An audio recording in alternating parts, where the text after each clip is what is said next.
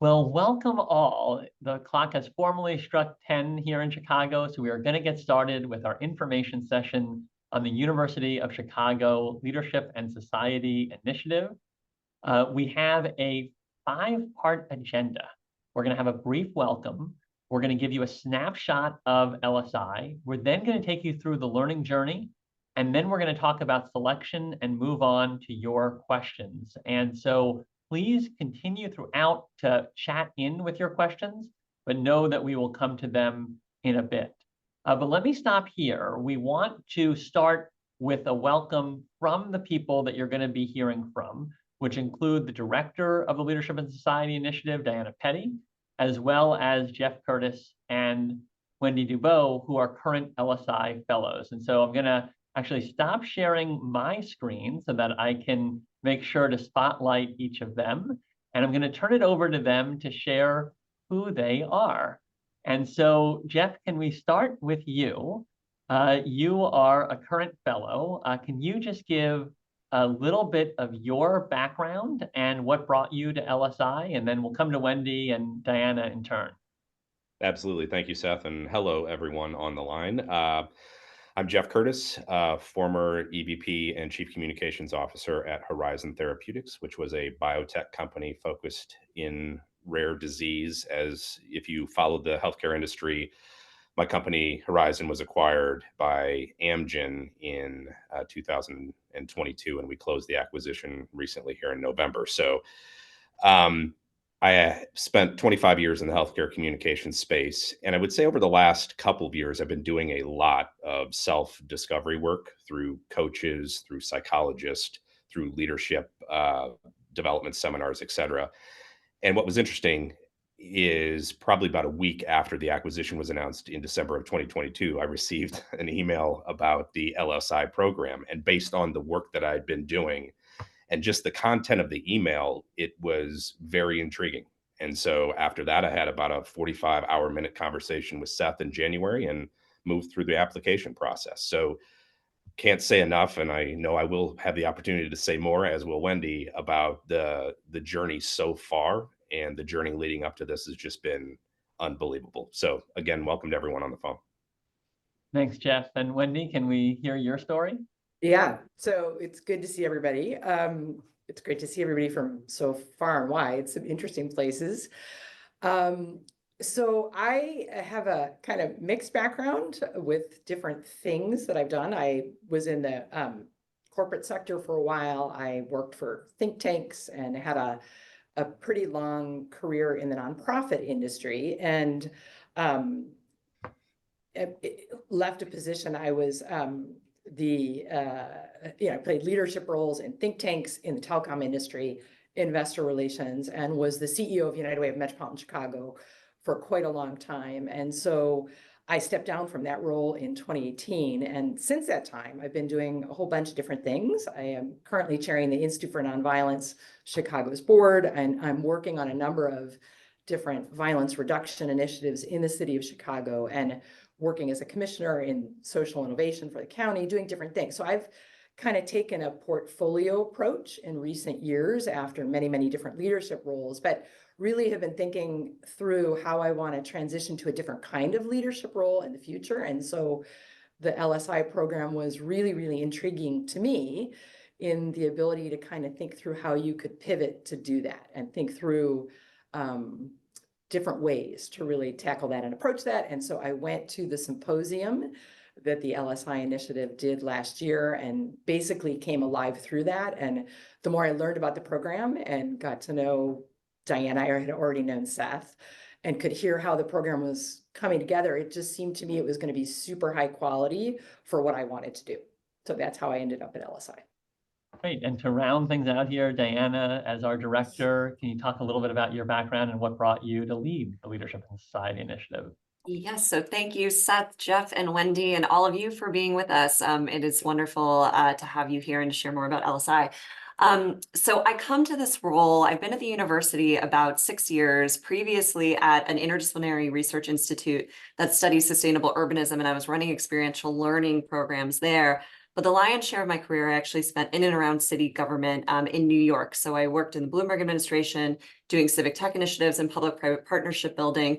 And while I was there, I was fortunate to be the beneficiary of several leadership development programs for more junior professionals who were interested in strengthening communities and lending their talents on pressing social, economic, and environmental issues. And then I sort of stayed on, I got bit by the bug, and I started working and volunteering with those programs. And so when I came into the University of Chicago, this is a rich ecosystem where there are so many people thinking about social impact. There are extraordinary development programs here, but they are largely aimed towards, undergraduates, graduate students. And so that is where I was most familiar. And then I saw this role, this program that the university was thinking about launching. And I thought to myself, rather selfishly, how extraordinary would it get to be to work with leaders who are at the peak of their experience and expertise and distinction, and that I would get to learn from them alongside them. And so that's what brought me here and what drives me. And those hypotheses have been beyond true. So I'm excited to share more. Thank you all. Well, we're very excited to come back to the three of you throughout this presentation. But what I'm going to do now is bring all of you into a high-level snapshot and give you a sense of the why behind LSI. And as all of you know, if you're on the Zoom, the LSI is supporting distinguished leaders in designing meaningful next chapters for themselves and for society. And the reason that the University of Chicago launched this in autumn, so this is a very new endeavor, is for two kind of coalescing trends. The first is that people are living longer, particularly individuals with a certain level of education. And what that means is that many people who are reaching 60 today can reliably look out to 90. And they are still retiring typically from their traditional careers around the same time. So what's happened is not that we've extended career or extended old age, we've opened up a whole new chapter of adulthood. And universities are places where we help people to define the next chapters of their life. That's what we do in undergrad, that's what we do at the graduate level. And we realize there's an opportunity for us to use our intellectual assets to really help individuals to design that next chapter. But that's only part of the story. The other part of the story is that there are very big interconnected challenges in society. Think of climate change, think of global security, think of what's happening with the many issues around how we build a prosperous and inclusive capitalism. And when we look at those issues, what we see is that they are systemic in nature and that they really benefit from the wisdom of people that have seen big companies, big institutions, big governmental projects. And so there's a specific group of individuals, experienced leaders, who have a potential in this next chapter to have a very meaningful impact on issues that we at the university care deeply about. And so LSI was aimed to bring these two together, to, on the individual level, help people to have wellness and purpose in their next chapter. And even more important from the university standpoint, on the societal level, to activate this talent for society and to really use the assets of our university in partnership with these incredible leaders to drive impact in this next stage of life. Where this ends, so if that's why we started it, it's worth saying what our vision of success is that each fellow finishes their year with what we call a purpose plan, which really means a roadmap that says your why, your what, and your how. So what is your vision and mission and values at this stage of life? Often it's not the same as it has been when you were building toward what may be the pinnacle of your career. What is that issue you want to focus on? And that's where we go deep into analysis of a societal issue. And then how will you actually activate your talents? And that gets into what are the applications, the ways that you can serve either on boards or maybe even in a next act toward having the type of impact on that issue that aligns with your values. And I'll just share that while the purpose plan is the end product, the other end that we see is that people form really deep and meaningful relationships. And this should not have the LSI information session from January on the bottom here, but the picture is right. So apologies for that mistake on our PowerPoint. The picture is pointing to these 20 individuals who are in the cohort and the relationships that they've built over this year, which I'll let Jeff and Wendy speak more about. So let me come back, having laid out the why, Jeff and Wendy, first to each of you.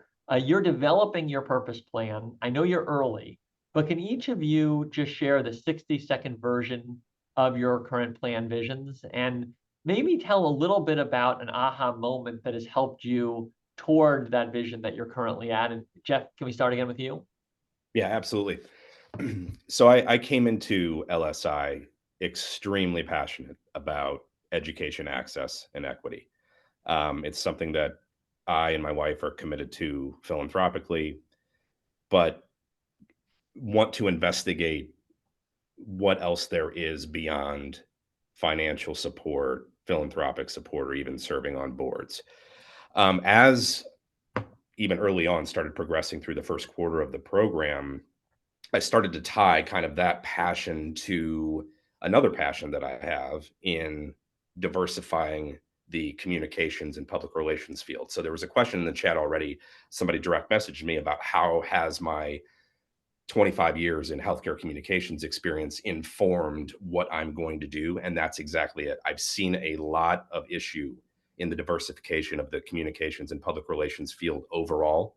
And I'm taking and trying to take that passion for access, opportunity, equity from an education standpoint and really translate that into a field that I know and that I've experienced. So my plan right now is probably progressing a little bit more quickly than I intended to, but I want to build an organization. I want to build a foundation, whatever you want to call it, that really deliberately focuses on the diversification of the field. And anything that I can do to inform that diversification and increase the opportunity for diverse audiences to excel in the field, I want to do that. I also know that there is a very large issue from entry level to director level to senior levels in public relations agency, communications agencies, corporations, where the rungs of the ladder get broken for diverse employees. That's kind of a next phase of how do we fix that. But the funnel needs to be filled in order to increase that diversity, number one. To the aha moment, and I'm sorry I'm taking more than 60 seconds, Seth, Right. but the aha moment was actually me stepping away finally from my corporate job and really embracing the dialogue that happens in our core classes, the dialogue that happens in our audit classes, the dialogue that happens among the fellows, really embracing that to open my mind to broader thinking. So it was a big aha. It wasn't one event. It was just the fact that I was able to finally experience and appreciate what was happening around me to really free my mind to start thinking in a meaningful way.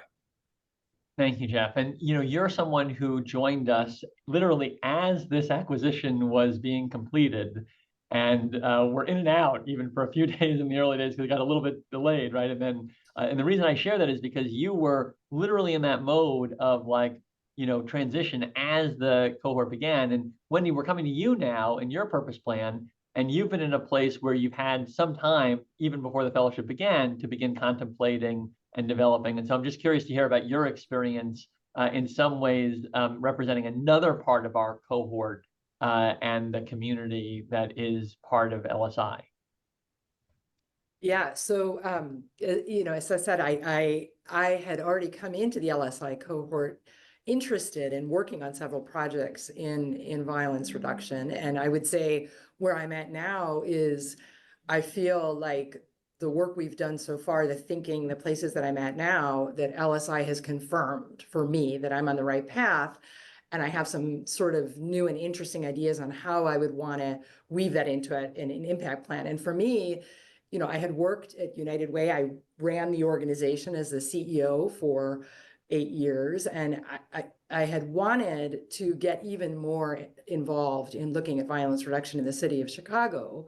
And so when I left, it was really the chance to do that. I think part of my discovery has been to realize that a lot of the work that I was doing at United Way and running the organization was really re-engineering the business model of the organization, working on fundraising. And what I'd like to focus on now in this super important issue to me and for the city of Chicago is much more about designing impact. So questions like, what kinds of things really move the needle in terms of violence reduction, and also, what are some untested things that deserve more testing that are really promising and maybe somewhat unconventional, but really do lead to big changes. And then also just, are there ways to scale and generate much more of the kinds of things that are working? So much more like impact generators, impact accelerators, things like that. And so it's really interesting. And there was an aha moment for me, although I had spent quite a bit of time involved in this, thinking about this before.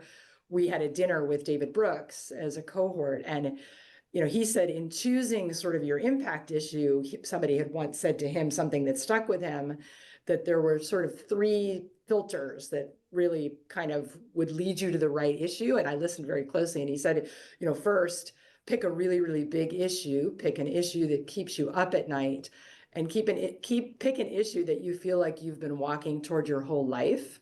And when I heard those things and sort of thought about what I've been thinking about, it really said, yeah, this is right. So that was my aha moment. Well, Jeff and Diana, Jeff and Wendy, you're 2 of our 20. And Diana, you have the joy of being involved with all 20. And so I'm curious if you could just round us out and describe, while every person and plan is unique, maybe the spectrum that you see across the purpose plans. Absolutely. So it's worth opening by saying, and I think you hear this in both Jeff and Wendy, what unifies the purpose plans across the 20-person cohort is this motivation and this desire to contribute, unique talents, unique areas of expertise to making the world a better place, while simultaneously tapping into a sense of purposefulness, wellness, and enrichment at this stage. But in terms of how that discernment process is going and sort of what people are imagining might come next, it's different on every other measure, I would say, but I'll try to group a few things. I mean, I do think a lot of folks are thinking about building out what, is termed a portfolio lifestyle. So they're building a constellation of roles that are meaningful to them, that kind of work together towards different passions, different efforts that they want to contribute to, but they're likely kind of building out that portfolio as part of what comes next. We also then have a not inconsequential, size of the group who are thinking about launching new ventures. Jeff mentioned this. There are others who are thinking about building from the ground up or kind of enhancing something they've already been tinkering with, in service of this kind of this calling or this, this issue that is keeping them up at night. And then finally, we have several folks who are thinking about taking on a focused role. It might be full-time, or it might just be something that they've already been doing and they're going to go up to another level of engagement with that type of role.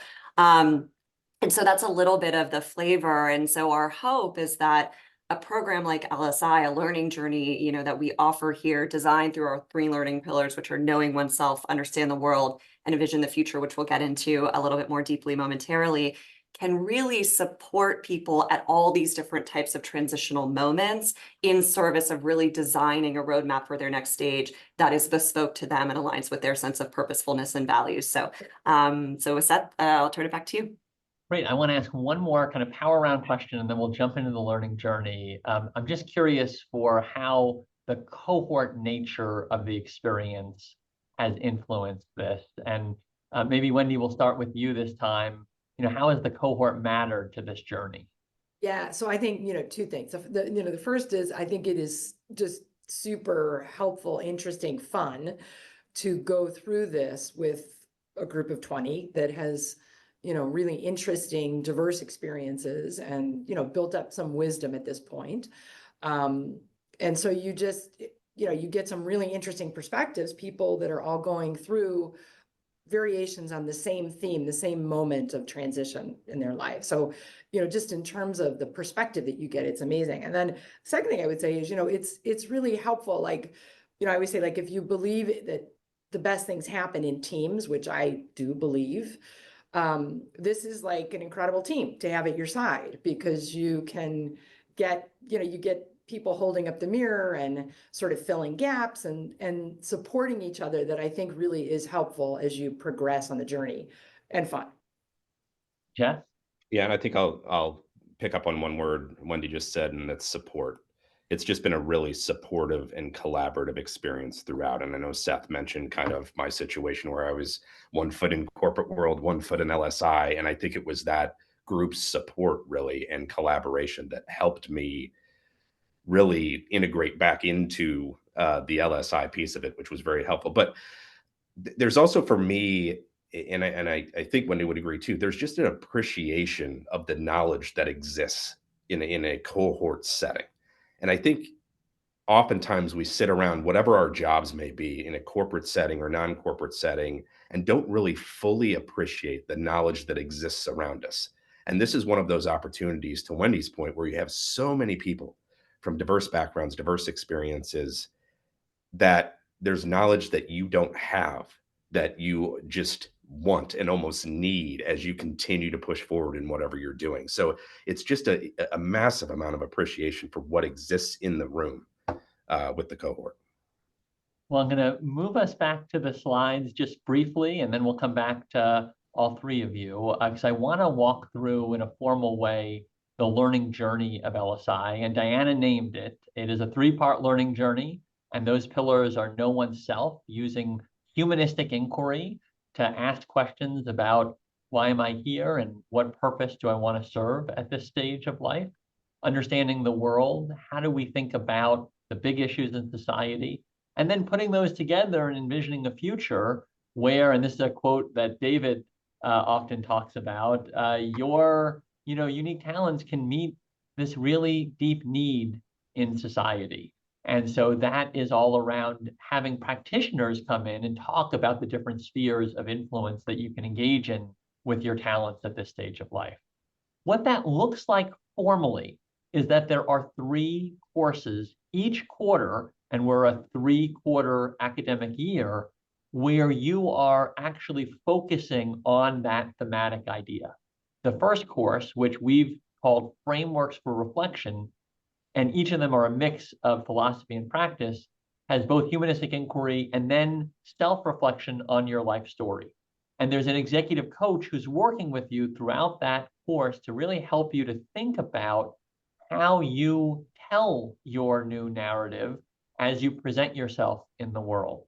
There are lenses for investigation, and there we're talking about different disciplinary lenses that allow you to look at issues with different perspectives. So, for example, there's sociology, economics, and policy. And if you look at an issue like crime here at the University of Chicago, those lenses are going to potentially have different viewpoints on how you deal with crime. And so we have an incredible leader of something called our crime lab. He's an economist. He looks at many of these issues with data, and he sees, for example, if you have prosecution, you do get a deterrence effect, and it leads in some ways to reduce crime. On the other hand, there's a MacArthur genius here who is a sociologist and who looks and says, look, when you have this level of prosecution, you get this cycle of violence. And he tells stories very true to families about how that happens and how recidivism gets built up.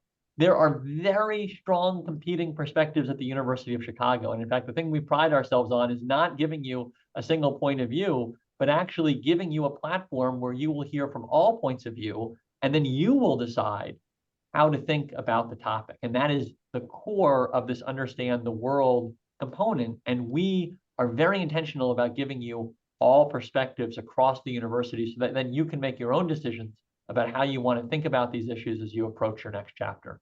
And then Pathways to Impact, we've brought in some of the greatest practitioners and people who have made these successful transitions from across the world to teach around the issues that you may be thinking about in your next chapter: board leadership, strategic philanthropy, how you make a switch potentially of your talents, like Jeff is describing, from being in corporate to another sector.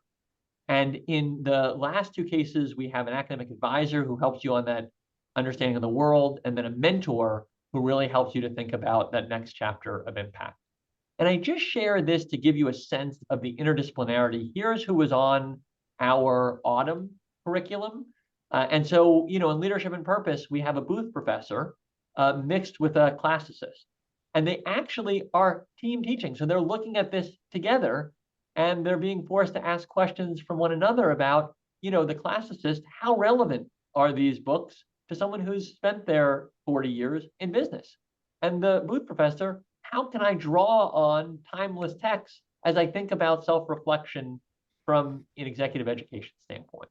And you can see that kind of across the different curriculum. And we're really excited, as many of you know, in spring, on that first lever, David Brooks is going to be moving to Hyde Park and teaching in this program with the cohort for 10 weeks. And we are thrilled to look forward to him and to others as we look to the future. All right, I'll just mention that the courses are just the beginning.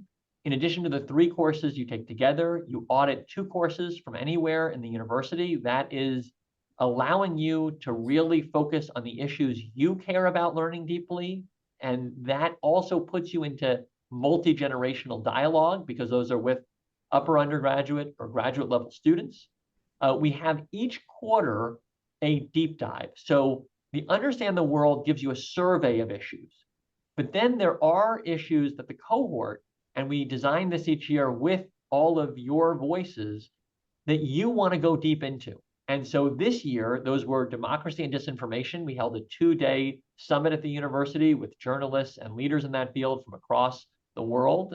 This upcoming quarter, we are going to have it on AI and society. And then in the spring, it will be on sustainable urbanism. We also have a travel study component. This year, we'll be headed to London in the spring. Next year, because we're opening a new center in Paris as a university, Paris will be our destination, and we'll be focusing on longevity because it turns out the French have a lot to share about how to live long lives. And while it's presented challenges for them in their pension system of late, it is definitely a good problem to have that they are living much longer than some other industrialized country, including ours. And then we also have a partnership with the Aspen Institute. They are an institute that looks deeply at how humanistic inquiry can inform leadership. We have a long-standing relationship with them as a university. And as we built this, we really wanted to bring their best practices into the program. And so in the orientation, there's a 3-day seminar and then ongoing communication. I'll just share that alongside all of this, and I mentioned this earlier with the courses, you have 3 advisors who are helping you in really charting that journey toward your purpose plan, which we talked about earlier. For those of you who are thinking about this, not just individually, but also in partnership with a companion, I just want to acknowledge that we believe that this is a moment where many people can and should be planning with a partner. And we do have in the approach the ability for partners to also apply and join with a fellow so that you can ensure that the next chapter you design is one that has the full family buy-in and is envisioning a future that really is good for you individually as well as for the world. But let me stop talking and let me take down my screen again because we have 3 experts in our virtual room. Steve and Wendy, Jeff and Wendy, I would love to go further with you on this and get your perspective, specifically what it is like to be back in the classroom. How are the cohort and audited classes going? And I'll ask a couple other questions, but let's start there. I mean, you've been out for a while, coming back to school, taking these classes. What was that like? Go ahead, Wendy. Okay, thank you. Well, I had a feeling that I was going to enjoy being back in class. I was a little nervous that it might feel like I was a little rusty, but I have really enjoyed it. It's been refreshing. I think it's super interesting to go back to class after having been in the applied arena for a long time. So I feel like I'm getting things out of it that are particular to this stage of life that are really nice. And I would just say that, the core curriculum that Seth went through, I think, is really well curated, if you will, in terms of topic, and then the professors across the university that come to teach for helping you figure out purpose plan, your impact plan. And so I think that is really well done. And then the audits that you can take are a way, I think, to progress you. You know, for me, I've been using it as a way to sort of test different streams in this area of violence reduction. So in the fall, I took the class that the head of the crime lab at the University of Chicago teaches on crime prevention.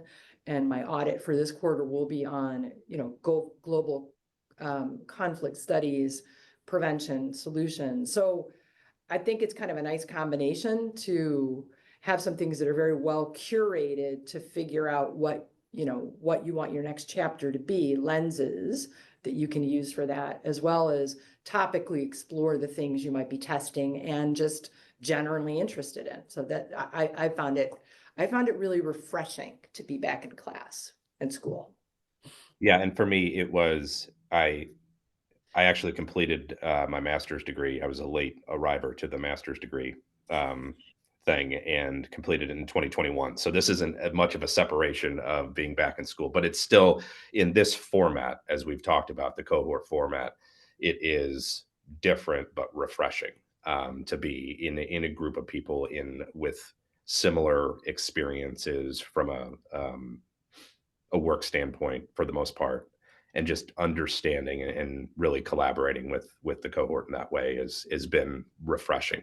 As far as the extensions that we have, I'll call them, in audited classes, I do agree with Wendy. I think regardless of what you're taking, they all inform a piece of what you may want to do. And I think if you go into it with that lens and understanding that you may not necessarily, my first audit class was leadership in the arts, and I'm not necessarily going into the arts, but what was interesting about that course itself was there was a lot about structure. There was a lot about organization structure. There was a lot about board structure, board decisions, different things like that. So there were pieces, while the content wasn't necessarily interesting to what I want to do from a purpose standpoint, there were still pieces of that you can grab. And similarly, this quarter, education and the economy, it's going to be a little bit more centered on where I want to go and what I want to do. But there's still, I'm going to pick the pieces out that are going to be really important to informing where I may want to go. So that's, I look at it as extensions from a learning standpoint compared to the core and what we're doing in the cohort.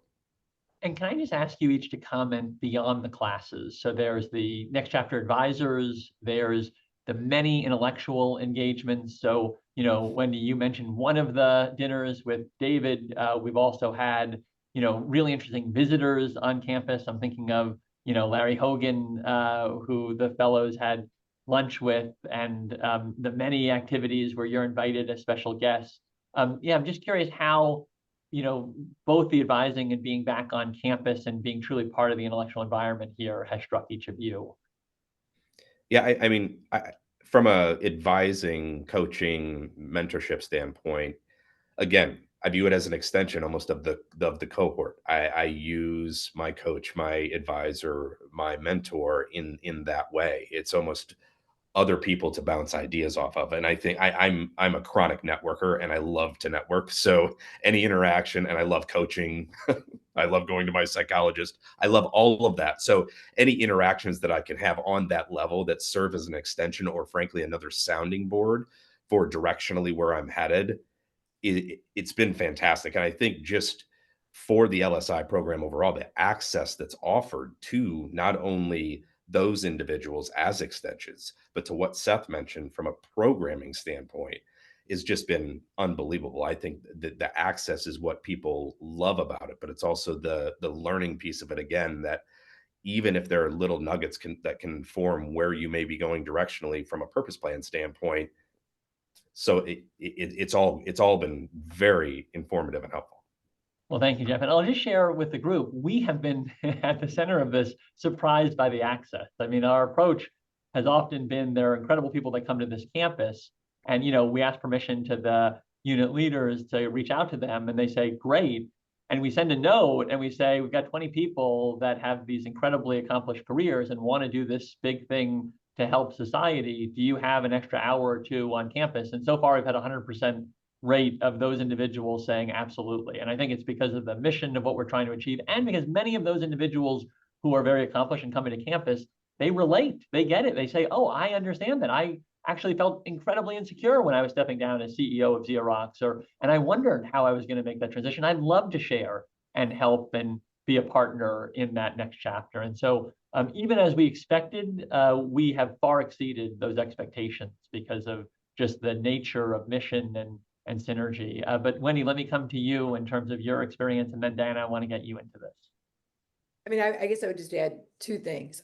I think, you know, part of, I don't know if I said this, but part of what was important to me in doing LSI was this chance to reimagine, what do I want the next chapter to be, and what, you know, how can I pivot? And I think there is something really important about being in this environment where you have all these different opportunities to have different experiences, think about things in different ways. And this university, this setting has a lot of that, and it's really important. And so I think of it as what Seth said, there's many different programs that are going on, immersion days, or there's different institutes across the university that are holding a lot of programs. But I also think of it as, maybe I'm overstepping, but I don't think so, where I could go to anybody here, kind of what Seth said, and try to sit down and have a question and say, what do you think is important in this issue that I'm investigating? And so many, many different avenues for learning from people and exploring things in different ways.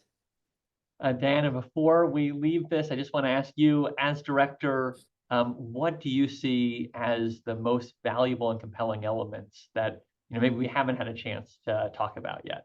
Yeah, I mean, the way I might frame that is, I think what is going well, and it's kind of inherent to some of what Jeff and Wendy have shared, is that the learning experience provides both a collective journey while simultaneously rich opportunity to customize and individuate based on your unique interests and passions, and really where you're trying to build and discern and learn more in service of your purpose plan. And I think, just to echo what Seth said, we have been absolutely blown away to really be able to create a gateway to the breadth and depth of the University of Chicago, and the level of receptiveness and enthusiasm we've been met with has been extraordinarily strong. And on that collective learning piece, I just want to mention this idea of being back in the classroom. I'll say that as we've been debriefing with faculty who teach in the LSI core, it's worth noting that this cohort creates a very different type of classroom than they're accustomed to. And that does have to do with a lot of our faculty do relate to this transitional moment. They see themselves in this group to a degree, but also there is just more of a two-way dialogue, and the experience and the depth of perspective that our fellows bring really has, you know, flipped on its head a lot of the ways our faculty had thought about teaching some of this content. And so that has been a very generative and dynamic, I think, experience as well. And then just the final point, I know we mentioned this earlier, but, you know, as strong as we think the assets of the university are in terms of, you know, both the bridge between the theoretical and the applied, and really being able to dig into substantive issues across the board, the number one value really is the peer-to-peer learning process. And even in just 10 short weeks, witnessing it as an accelerant to each individual fellow's process has been palpable. I don't think I'm overstating that. And so that, you know, really truly in an experience like this, the ways that the fellows are driving each other forward, but also, you know, prompting each other to slow down a little bit and take a step back and do something that might not be as results oriented, and just a moment to wander and journey and experiment. I mean, that's all happening within the diversity of the cohort, which has been really wonderful to witness. Well, I'm going to share my screen one more time and walk us through some of the logistical details. But then we will quickly move on to questions. So please chat them in if you have them. Who is this for? We are specifically designed for individuals with at least 2 decades of senior level experience, a track record of significant accomplishment. That's because we want people who have had that proven leadership at the systemic level. A willingness to engage in deep, rigorous, and respectful open exchange. That is a core value of this university, and you will be exposed to ideas here that are both unconventional and controversial, and that is what we believe makes your ability to think critically better. We want you to have some ability to show a commitment to society. And that may look very different for different individuals. And for most, because the overwhelming share come from the private sector, it is maybe a board membership, a volunteer role, or philanthropy, something to say that you are not for the first time thinking about, your connection to these societal issues. And then most important, we want you to share a compelling vision for how LSI can actually be a part of enabling your next chapter. In terms of the interview and selection process, it is 3 parts. Part 1 is very simple, and we wanted to make it so because we really did want to be respectful of your time. All you need to do to get started is submit an existing resume or professional biography. The first review by the selection committee is really just to let people know, are you in the ballpark of individuals that would be promising candidates for the fellowship? The reason we do that is because part 2 is a much more invested application. There's a personal statement, there are 4 short essay questions, there are references. And so we really want to let you know before you put in all of that time, is this worthy of that investment? Part 3 is an interview. And I will say that we take very seriously what Jeff, Diana, and Wendy have described. The cohort is the most valuable asset of this experience. And so when we're in that interview, what we're actually looking for is, how will this individual contribute to the learning of everyone else in the cohort?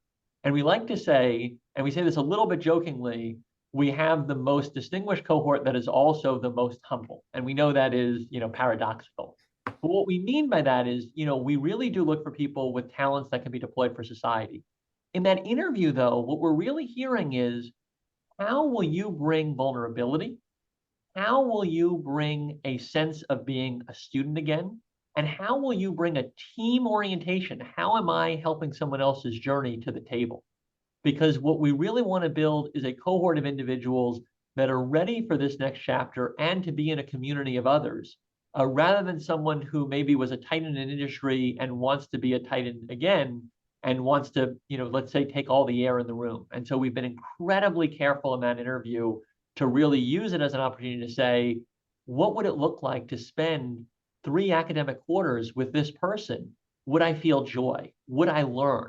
And would I feel deeply respected and in partnership? And so together, this interview process allows us to come to that cohort.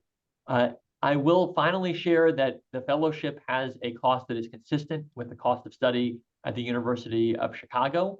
We are very intentional, though, that we want individuals who have accomplishment from a wide array of different experiences. So yes, private sector, but also people that may have arts leadership or nonprofit leadership or government leadership. And so we are very intentional about making sure that we have scholarship and that we can support individuals that may have had leadership in sectors that have had great impact, but not the same financial meaning, so that we can have a cohort that reflects all of the different forms of leadership in our society. With that, let me take down my screen because it is time for questions. There are a number of ways that you can bring questions. You can certainly put them in the chat. If you want to ask directly, though, feel free to raise your hand using the reactions tab on the bottom, and I'll come to you in due course. But let me get started. There is a question here, and maybe I'll put this to you, Diana, from Mark Harris. How do you think about senior level experience? Are you targeting the C-suite? And I know the answer is not just the C-suite, but let me turn it over to you to give a full answer. That's right. I mean, I'd say the bar is more sort of years and like volume of leadership experience. So we really are looking for 20 years of senior leadership experience rather than specific titles. And I'll give a few examples. We have several medical doctors in the cohort, right, who are extraordinary at what they do, but certainly not C-suite. We also, have people who have operated in kind of one industry, being executives in a philanthropic space, but then became an elected official or have kind of moved in and out of different arenas. And so, no, we're not fixated on a specific title set per se, but really trying to look for the caliber of that leadership is how I would frame it. Great. We have another question here about, can you continue to work full time? And The answer is no, but there are ways to continue to have engagements. There are people that have continued to serve as chairman of their companies. There are people that continue very significant board leadership roles. I mean, Wendy's chairing a major board here in Chicagoland. But maybe, Jeff and Wendy, to start with you, if you could just talk about maybe how you kind of weave this into your life. This is a huge commitment, but you have not exited everything else in your life. And maybe you could just talk a little bit about, that balancing act that you face. And then we'll come back, Diana, for your thoughts globally on this. Yeah, Jeff, do you want to get us started? I see you leaning in. Yeah, I can. I mean, I think I'll be perfectly frank with everyone on the phone, and to Seth's question about working full time, it's no, and it's very difficult because that's where I found the most difficulty. I knew that I personally was going to be making a transition out of the corporate world, and whether that's called right now semi-retirement, retirement, whatever that may be, it was very difficult to truly embrace the experience while still having a foot into the corporate world. And I think that I personally missed some things from not being able to be fully immersed in the experience right out of the gate. So that balance will be difficult, and frankly, balance in a lot of other things is difficult as well. I'm trying right now to just launch a consultancy just to kind of keep my toe in the water from a communication standpoint for specific projects. But I know based on the first quarter that I'm not going to go too far down that road and be too busy, because I really want to focus on this experience. So you can balance, but it's difficult to balance if you really need to focus on a corporate type situation. Wendy, anything to add? I mean, I would just add, I think you can absolutely work on different projects. I'm doing that. I'm on boards. I'm chairing a board. I'm working on some projects, but I think you probably wouldn't want it to add up to more than maybe like a half-time kind of engagement if I put a rough estimation on it. And I think it would be important that it's pretty flexible, because you want to be able to flex that around what's going on in LSI. That's, I think, so the flexibility is always is key. Diana, anything to add? And let me just add a question in here, because there's also a question about relocation to Chicago, which is required. But maybe you could talk a little bit about just the way we've scheduled things Monday to Wednesday to try to build in some flexibility and clarity about people's timelines. That's right. Yeah. And this gets at, right, these kind of related questions of time commitment and balance and, in-person requirements. So as Seth is mentioning, we're trying to strike a balance between those two things, because we recognize that this type of audience and this type of leader need that adaptability and that flexibility, because they're continuing meaningful obligations, whether it's professional or whether it's just spending time with their families and their grandkids that they want to really have that freedom to do. So here's how we've tried to walk the tightrope. It is in person, largely due to the power of the cohort that we've all been iteratively coming back to. We want those bonds, that vulnerability, that trust to be really well nurtured. And we've learned from experience that there's just no substitute to being in person, to being able to build that kind of community. So we've designed the experience to be in person Monday through Wednesday. That's when all formal LSI programming takes place. That's when the core courses occur. And we've intentionally left Thursdays and Fridays each week up to fellows' discretion, as Wendy and Jeff have described. So some fellows do continue to immerse on campus. They take audited courses those days. They go to symposiums, they go to cultural events, while others are juggling, other leadership positions, or some run consulting firms and have clients. Others are kind of still advising on their prior roles. So that's how we've tried to structure that balance. The majority of this cohort, even if they were having flexibility Thursday and Friday, who were not from the Chicago region, did decide to relocate and live in residency in Hyde Park for the year. And we, our staff provides support and connection to housing. That's something that we do as part of, kind of the intake and onboarding process after admissions. But we do have one who is commuting back and forth from her primary residency in Maryland. So she comes in on Monday and leaves Wednesday night, and that's how she has structured this week over week. So again, there is some flexibility. And I would say the decision is really, what are your learning objectives for this experience? You know, Jeff mentioned, I love networking, right? So maybe you want to create and carve out that space to network. I mean, this is a treasure trove of people to meet that like unlocks new tendrils and pathways. But maybe you do want to also make sure you're prioritizing past work and, you know, as Wendy is mentioning, projects that are really meaningful to her. So it really is an individual decision, and the program we've tried to design to be able to accommodate those different types of learning goals. There's a question here about how we leverage the unique assets of Chicago. And I want to acknowledge that most of the cohort comes from outside the city of Chicago. So they're coming from around the world. And so we anticipate they will be going back to those places. So we are aiming in many ways to leverage Chicago as a microcosm and a place to study ideas that then people can bring back to urban environments around the world. And so maybe I can turn it over just briefly, Diana, to you, but then also Jeff and Wendy, your experience. How have we thought about that idea of leveraging Chicago as a microcosm for the many places across the world where fellows live?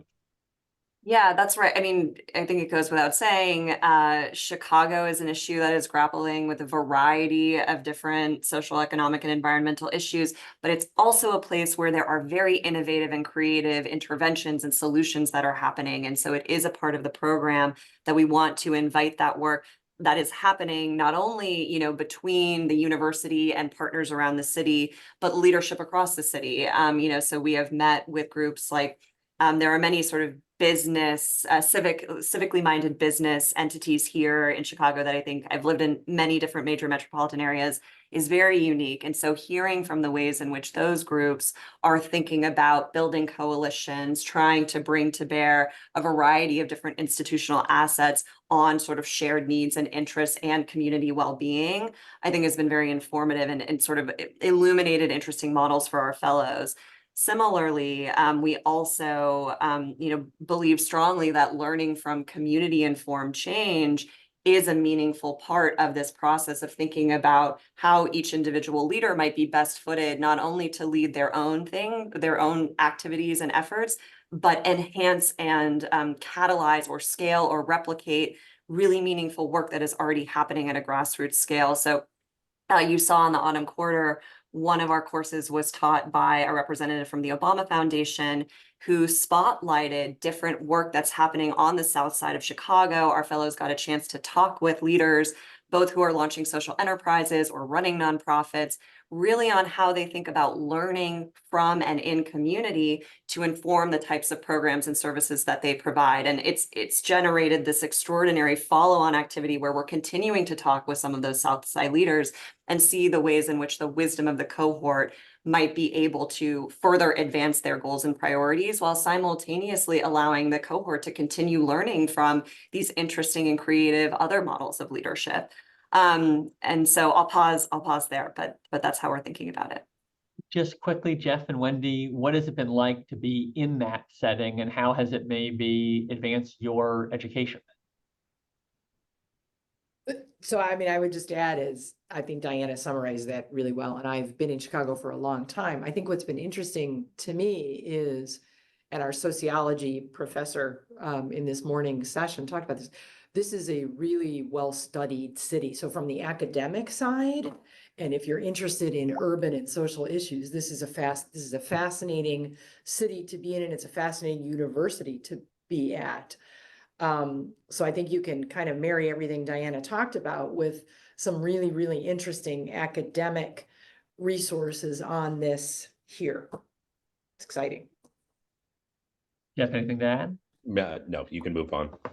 So Jeff Reynolds asked you get treated like a full student, complete assignments, get feedback from professors. I'll acknowledge that the term fellow was intentional because we did want you to be full students. We also, though, wanted to acknowledge that we also see you as immense contributors of wisdom to campus simultaneously. And so I'm curious for you to answer that student question, but also maybe round it out with just how you're also contributing, because I know both of you are very involved as sources of wisdom as well as people that are consuming it. But yeah, are you students? Do you feel like it? Jeff, maybe we'll start with you. Yeah, I do. I mean, I have ever since the minute I stepped on campus, and I think that's great. And part of the meaningful experience here is, I mean, I've even had my audited course professor reach out at the end of the course to schedule time to talk through how the course went. So I mean, it's just one of those things where it's no different, I think, than my master's program that I went through. Than from a student standpoint, I feel like I'm fully integrated into the classroom setting. Wendy, anything to add? Yeah, I would agree. And I think it, I would have said it before, but I would for sure say it now. Like, I always want to be a student. It's good to be a student, student of life kind of a thing. And you know what, we didn't say this earlier, but I think it's been really interesting to be with undergraduate students and graduate students and hear them and listen to them and see how they go through classes. I have found it inspiring and uplifting. So I see, Dan Shannon, your question, I'm going to unmute you and allow you to ask directly, and then we'll probably come to an end, but we're happy to meet individually with folks who still have questions. Dan, you should be able to unmute on, perfect, go for it. What is your question? So first, I just wanted to say the way you guys performed this, if the goal was to have people come away and feel excited and energized, I just want to tell you, you crushed it. I am super excited about that. The second real quick question is to ask Jeff, when he sold to Amgen, if he could let us know where the island is that he bought. Share that with us. But actually, my serious question is, I'm actually about to start a new initiative, as I explained to Sarah. So the timing is not going to be great for me as much as I would love. I would be all in, but it's time sensitive, so I have to devote my time to that. Is this something that will be available in the future for like a fourth cohort or third or whatever number that is?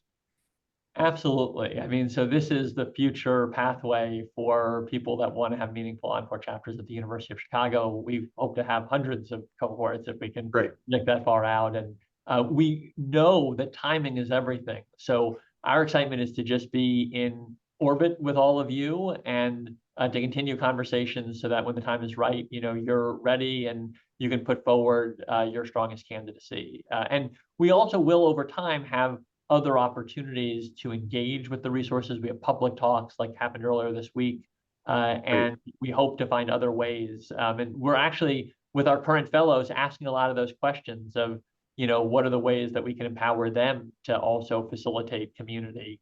Because our aim, just to say this out loud, is to activate a whole new source of talent for society. And obviously the limits of the fellowship, which we want to be intimate and, really meaningful and community oriented, we do not want that though to be the end of the initiative's impact, because there's so many more people out there that could benefit from these resources. Great, thank you. Just one last thing. If any of you haven't read Halftime by Bob Buford, it is directly related to what you guys are talking about. And I read it 10 years ago and started a nonprofit after doing so. So I'd highly recommend if anybody hasn't read it. Well, I know that we are out of time. I want to just thank everyone here for your really insightful questions and engagement. I have just put in the chat contact as requested for both Diana and I. We mean it. We are a kind of all hands on deck team. The reason is this is the most exciting thing I think either of us have had the joy of working on. So that excitement bleeds into just utter contagious interest in answering your questions, being part of your journeys, whether or not LSI is the right fit or you're selected into it. And I'll just close with, one of the joys of being part of this world is you're just constantly around people who want to do something really meaningful with their talents. And I just think in today's world, there's nothing more inspiring. And so, Jeff and Wendy, I just want to end on that note with a huge thank you. You are two of those individuals that light us up on a regular basis, and we're very grateful to be partners in your journeys and look forward to potentially being partners in the journeys of some of the others that have joined us today. Have good afternoons, everyone. Thank you all so much. Hope to be in touch soon.